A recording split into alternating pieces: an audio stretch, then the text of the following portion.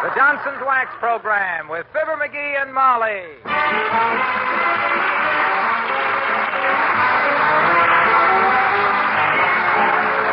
The makers of Johnson's Wax Products for home and industry present Fibber McGee and Molly with Bill Thompson, Gail Gordon, Arthur Q. Bryan, and me, Harlow Wilcox. The script is by Don Quinn and Phil Leslie. Music by the King's Men and Billy Mills Orchestra.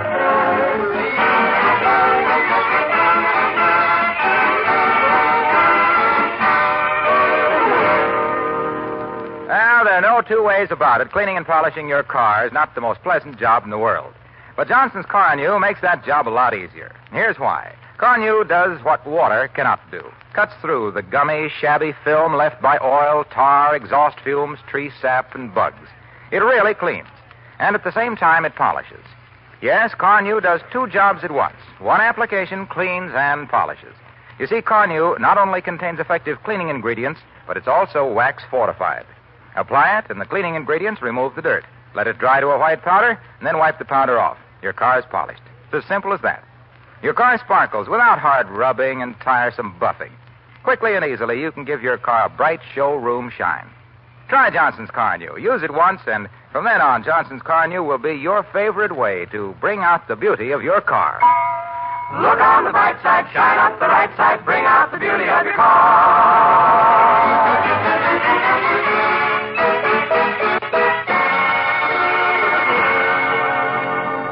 The fishing season opens today in Wistful Vista, and most of the population is out at Dugan's Lake with hook, hamper, and high hopes. Standing here on the boat landing, for instance, complete with fishing pole, life raft, bucket of minnows, and the family doctor, we find Fibber McGee and Molly.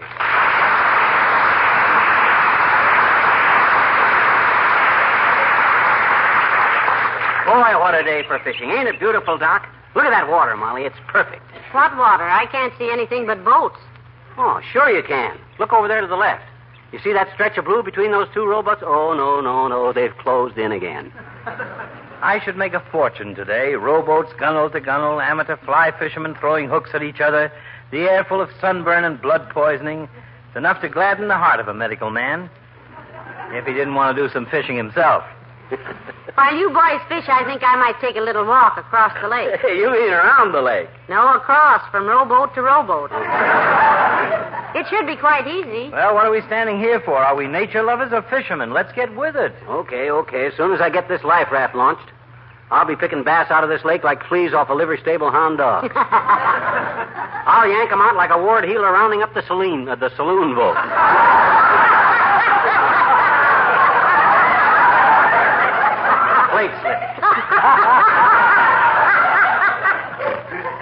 I will say for McGee, Doctor,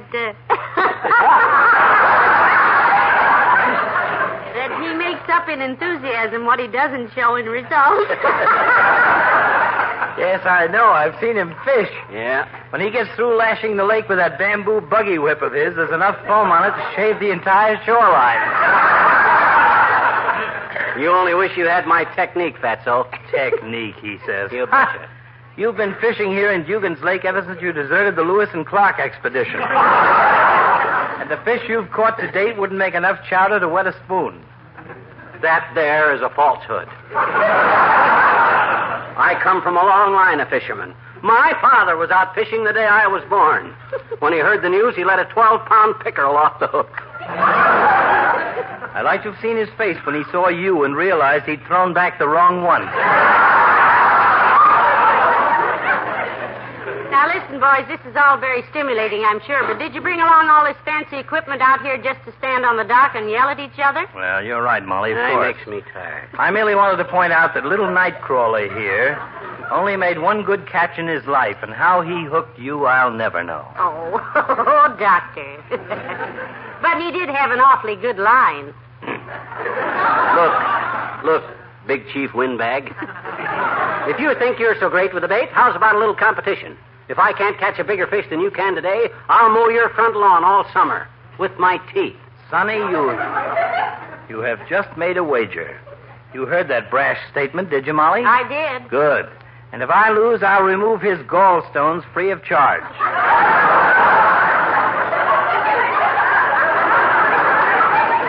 I haven't got gallstones.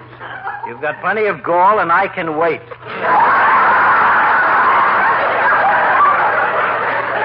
Now, you're the witness, Molly. Well, it would be a little difficult to hold the stakes in a bet like that, boys. Why don't you just make it a small sum of money if you insist on being foolish, and I know you both will. Well, I'll say we will. Okay, $10, Fatso. Okay. $10 I catch the biggest fish. $10? Oh, Yeah. dear, there goes his cigar allowance for all summer. It's a bet, chump. Good. Now, if you'll excuse me, I shall shove off for a small, secluded cove I know of, where there is a school of bass waiting for teacher. Oh, sure. See you here at sundown, amateur. You said it, vulgar boatman. And bring your checkbook. Save your breath, Chatterpuss. You'll need it for alibis when I take your dough tonight. Good luck, Doctor. Yeah, he'll need it. Look at him row that boat, will you? All elbows. I'd hate to have left the bounty with just him and Mr. Christian. Hey, help me launch this life raft, will you, kiddo? Aye, aye, sir. Which end goes in the water first? Well, it don't matter. Both ends float. Let's go. Okay. You take that side of the raft, and I'll take this side. Oh, hi, Wimp. Oh, hello there, Mr. Wimple. Hello, folks. I was wondering if you were going to come out today, Wimp. Everybody I know's out on the lake. Doc Gamble, Wilcox, Mort Toops, old McDonald from the bank. You a fisherman? Well, no, not very much of one, anyway. Though I did try deep sea fishing once. Oh. Have you ever been in Cuba? No, we haven't, Mr. Wimple. Is that where you went fishing? No, I went fishing in Tampa, Florida. Lance, what's Cuba got to do with it? That's where I came ashore. I hooked a big swordfish. He yanked me overboard and towed me into the harbor at Havana. Oh. Sweetie Face was quite annoyed. Sweetie Face. Yes, my little young wife. Little young. I thought it was big old. This was many, many years ago, Mr. Sweetie Face like the fish, Wimp? Yes, and she just loves boats. Yeah. For years, every time we went to New York, we'd spend hours down on the waterfront, watching the ships come in, till I spoiled it. Oh, how did you spoil it, Mr. Wimple? Well, one day we were watching the boats bringing in the Queen Mary, and I said to a man standing there, I said, "You know, it always amazes me how many tugs it takes to get the old girl into her slip." And then everything went black.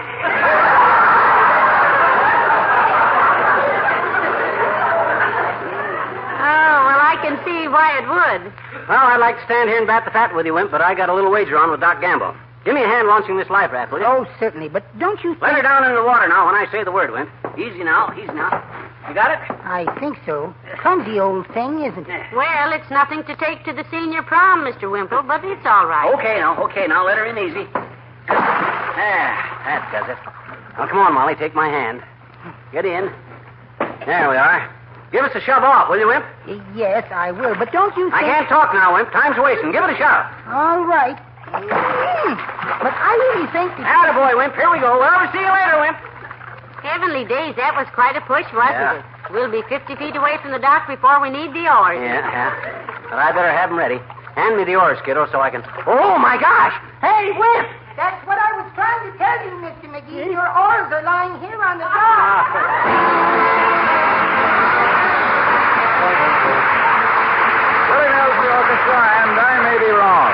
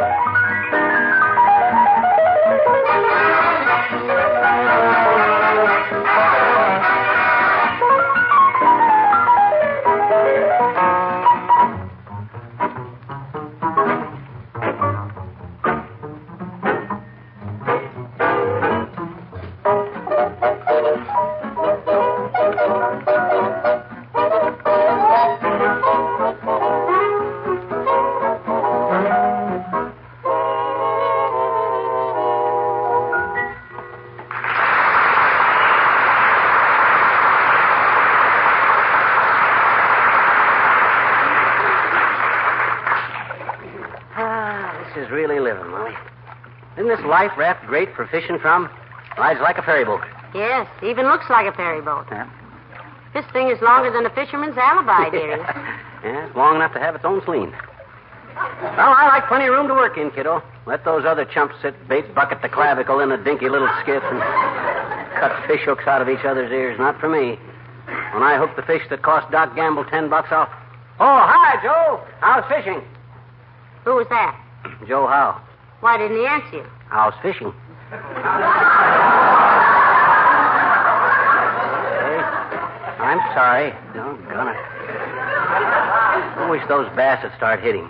Can you see Doc Gamble's boat from here? No, but the man in that rowboat over there just waved to me, but I can't see who it is. Which rowboat? My gosh, there's so many of them. I mean that blue one coming this way. Oh. Just beyond the green canoe next to the red motorboat, which is this side of the white dory. You see it? No. Oh, yeah. Oh, that's Foggy Williams, the weatherman. Wonder how he's doing. Hello, McGee. Hello, Mrs. McGee. Hello, Mr. Williams. Hi, Fog. How's fishing, boy? It's a little discouraging, McGee. I'm afraid this lake is about fished out. Don't look at McGee. He didn't do it. Well, it's getting pretty bad, Mrs. McGee. It's taken me 25 minutes to catch my limit. Oh? Not one of them weighs over 6 pounds. What? See? Heavenly days, McGee. Look at those fish. Wow. I haven't seen so many cold-looking eyes since we went down to refinance the car. Well, that's not a bad little haul, Foggy. What kind of tackle are you using? Same tackle I always use. Yeah. My 9-foot, 2.5-ounce handmade Hardy split bamboo rod with the nickel-silver ferrules, a triple drag anti-backlash Cravenshaw reel with a torpedo tapered HCB oiled silk fly line, and a 9-foot Churchill natural gut leader with a 3X tippet. Oh, that's nice equipment, Foggy. But what lure do you use? Worms. Well, it's nice you can get out on the lake like this now and then, Foggy. You keep pretty busy at the Weather Bureau, don't you? Yes, I do, McGee. I spent Sunday at the Wistful Vista Museum studying ancient methods of weather forecasting. Very interesting. Really? Did you find out how the ancient Egyptians forecast the weather, Mr. Williams? No, I didn't, Mrs. McGee. The Egyptian room was closed Sunday in honor of the occasion. What occasion? It was Mummy's Day.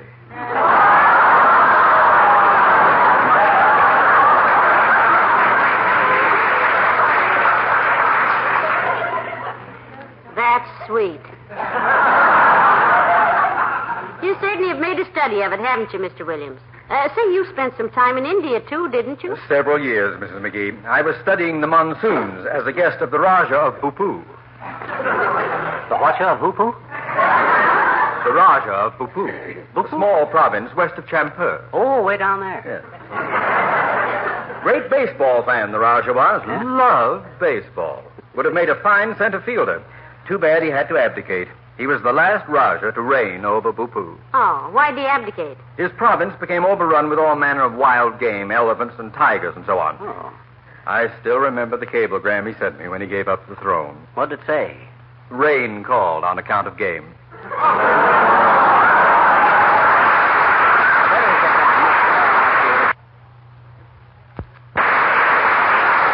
Look at him go, will you? Why, isn't he nice? He must be a very good fisherman, too. There's no such thing as a good or a bad fisherman, kiddo. It's just luck or unluck. And this is going to be the luckiest day Dad ratted, why ain't I catching any fish? Maybe the weather's too warm, or too cold, or too windy, or too sunny, or too cloudy. Huh? Maybe the water's too clear, too muddy. Or you have the wrong bait, or you're fishing too deep or too shallow. Or they aren't hungry. Hey, where'd you get all those ideas? From you. Huh?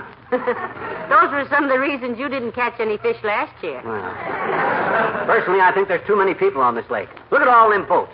Looks like the Brooklyn Navy Yard. I never saw such Oh, here comes a motorboat. Oh, Look at it churn up the water. now the fish. I haven't seen so much foam since Uncle Dennis's home brew blew the door off the basement. Remember that? Yeah. And jammed the meter reader into the coal chute? Hey, you in the motorboat. Get that sea going hot rod out of here. We're trying to Oh, fish here. McGees, Mr. Wilcox. Yoo-hoo, Mr. Wilcox. Hi, Molly. Hi, pal. Catching anything? No, but you're going if you don't get out of here with that dad-ratted scum scooter. How many did you say? He didn't say. What? He said I didn't say, and get away from here with that waterlogged corn popper. Wait a minute. I can't hear anything. This engine is too noisy.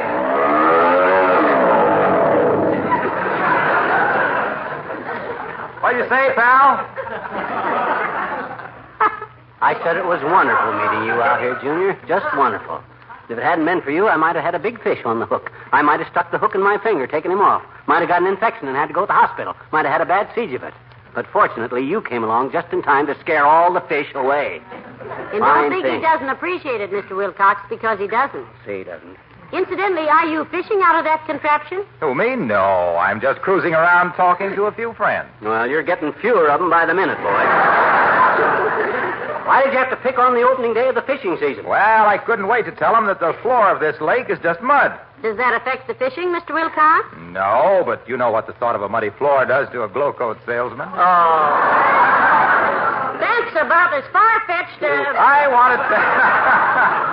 I want to tell all these fishermen, when they go home tonight with their muddy boots, to tell their wives how Johnson's self-polishing glow coat protects their kitchen linoleum against dirt, dampness, spilled things, and homecoming anglers.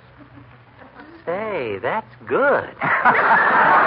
Why, sure. And speaking of anglers, you got more angles. I want to tell how that brightly gleaming glow coat luster brings not only added beauty, but also years of life to their linoleum. Good. How the fact that glow coat needs no rubbing or buffing, but shines as it dries in 20 minutes or less, gives them plenty of leisure time to sit down and listen to those tall stories.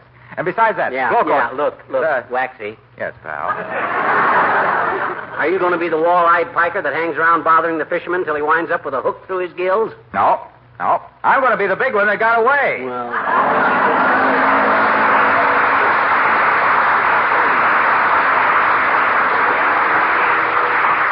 Well, that ought to scare the fish so bad they'll give up, McGee. Yeah. Say, maybe you're fishing off the wrong side of the life raft, or maybe your bait is wrong. Yeah, I sure wish I'd brought some flies with me. I wish I had some of the flies I used to tie at the fly tying factory. I didn't know you worked as a fly tyer at the fly tying factory, McGee. I never told you about tying fishing flies for the fly fishermen at the Fleer Fly Factory in Peoria. You never did. Well, baby, I will. Pull up a gunnel and sit down.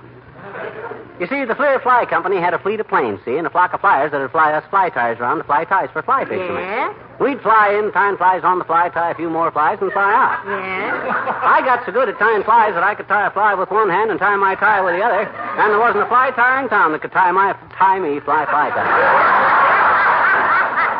Because I tied twice the flies the other fly tyers tied, and when one of the Fleer's flyers flew me and my flies out for some fly fisherman, I guess I must have been the high-flyingest, fly-tyingest, fly-by-night fly tyer that ever tied a fly on the fly.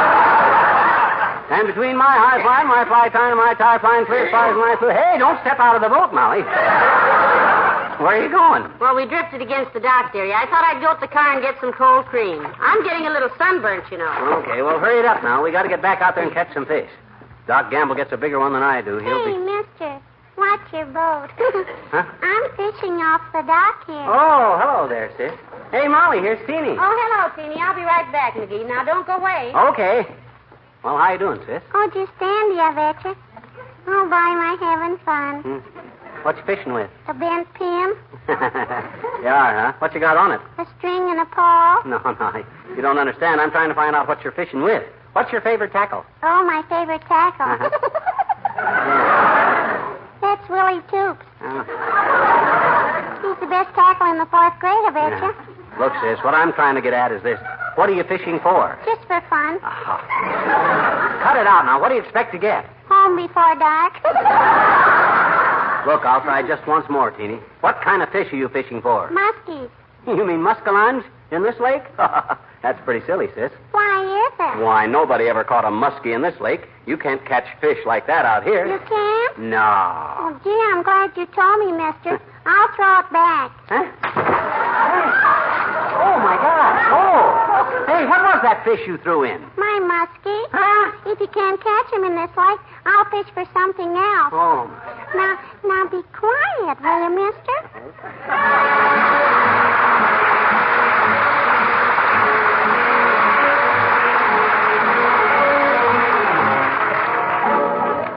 The King's Men and Blue Shadows on the Trail.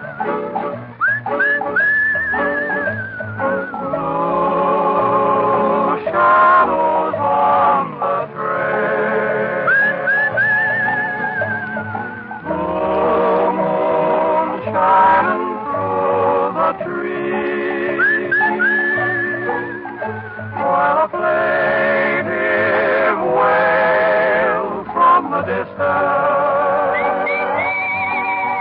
comes a-drifting on the evening breeze. Move along the shallows, move along. Soon the dawn will come and you'll be on your way. But until the darkness sheds its veil,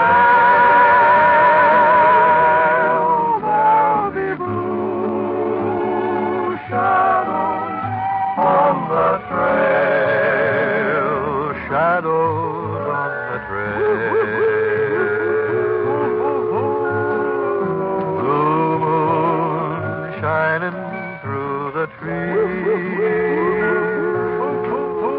And until the darkness sheds its veil,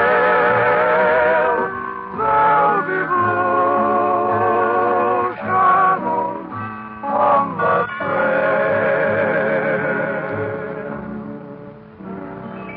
Shadows on the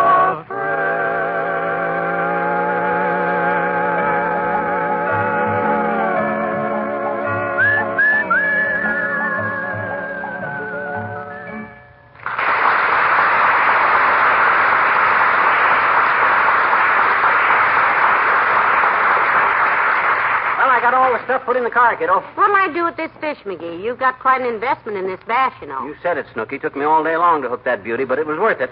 That's as nice a bass as was ever took out of Dugan's Lake, you know what? How'd you ever happen to think of baiting my hook with lipstick? That wasn't original with me. No? I've heard a lot of the girls tell about how they caught some poor fish with a little lipstick. Here comes Dr. Gamble. Where? Oh, can you see what he's got? Has he got a fish? How big's it? No, he's just pulling up to the dock, and Oh. I can't see if he's got any fish or not. Oh. Though I hope he has. Me too. I hope he's caught 40 fish. You do? Sure, I hope he's got 40 of the biggest fish ever caught out here. Well, that's very sporting of you, dearie. Yes, sir. And you know what the game warden will do to a guy that took 40 fish. On opening day, he'd plunk him into the pokey so fast that... Oh, hi, Doc, old man. Well, you give up? Are you kidding, Bluegill? Huh? I hooked into a big mouth bass out there that ran at least 15 pounds. Heavenly days. Let's see it. I can't. Broke my line and got away. Oh. But I've still got a fish on my stringer that'll beat anything you could catch. Oh, himself here landed a pretty big one, too, Doctor. Show it to him, dearie. Well, let's see his one first. Come on, show us the pitiful little crawdad you found dead on the beach, Doctor. First, you show me the pathetic little orphan minnow you found caught in a crack in the pier. Oh, now, for goodness sake, stop bickering and pay off the contest. I want to go home. So do I. Here's my fish, McGee. And here's mine. Weighs at least 4 pounds and 17 ounces. Mine's at least 6 pounds. How about it, Molly? You're the judge. Well, frankly, boys, I think we'd better take them home and weigh them. They look about the same size to me. What do you mean the same size? Mine is much fatter. So what? Mine's longer. Mine is wider. Mine is thicker, and furthermore, you never...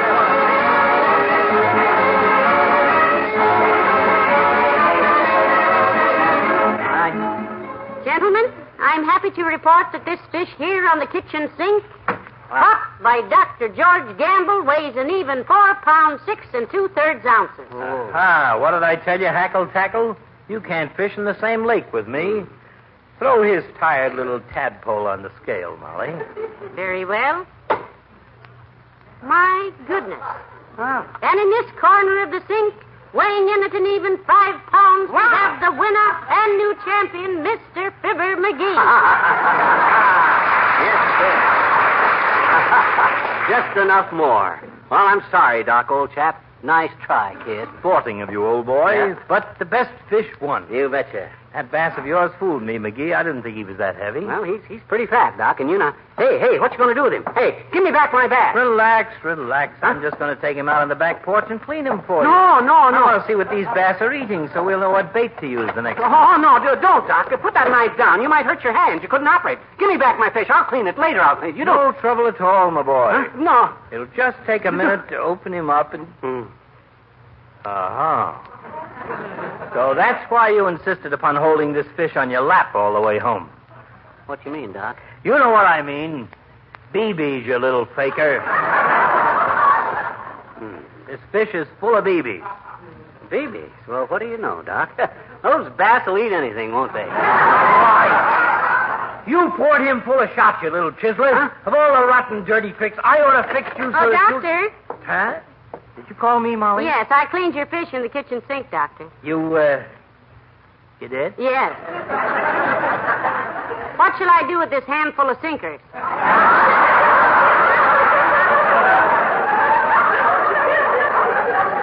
That poor fish was just chock full of lead sinkers. Oh? Those bass will eat anything, don't they, McGee?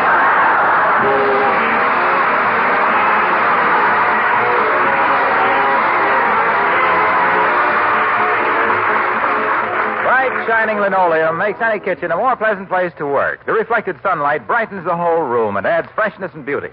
Bright, shining linoleum is yours if you use Johnson's self-polishing Glow Coat. Glow Coat brings out the colors, makes them richer and more cheerful. You'll be surprised when you see how much difference that added sparkle will make. A hard film of shining Glow Coat on the floor gives that well-cared-for, neat-as-a-pin look, and that's a welcome addition to any home. Yes, for a kitchen floor that sparkles, use Johnson's self-polishing Glow Coat. It adds brightness and beauty to old linoleum and makes new linoleum stay new-looking years longer. And remember, Glow Coat's so easy to use. There's no rubbing or buffing. You merely apply and let dry. Millions of homemakers have made their kitchens more beautiful this easy way. Try it, won't you? Ask for Johnson's self-polishing Glow Coat. There's just no easier way to bring out the beauty of your home. Look on the bright side, shine up the right side, bring out the beauty of the home.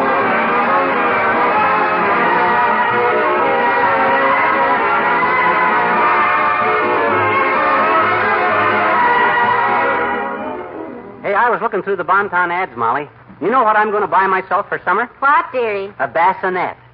A what? Bassinet. If I can catch fish with a brass rod, think what I could do with a bassinet. I could drag out more... Oh, no, dearie. What you mean? No, I'll explain later. Okay. Good night. Good night, all.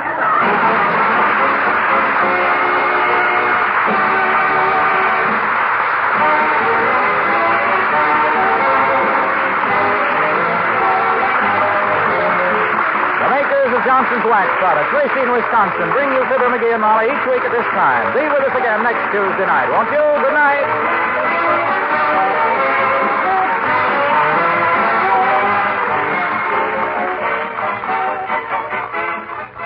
This is NBC, the national broadcasting company.